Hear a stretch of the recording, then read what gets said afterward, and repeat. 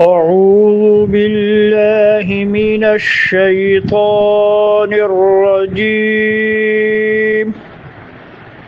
بسم الله الرحمن الرحيم.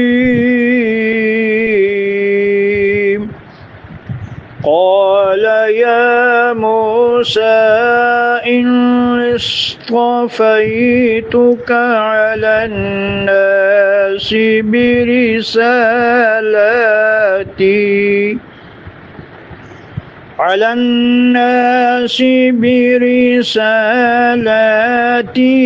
وبكلامي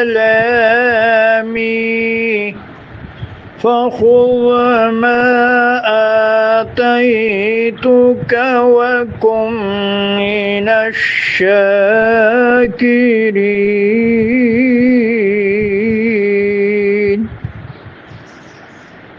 وكتبنا له في الألواح من كل شيء موعظة وتفصيلا لكل شيء فخذها بقوة وأمر قومك يأخذوا بأحسنها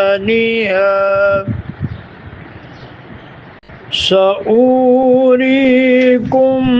دار الفاسقين.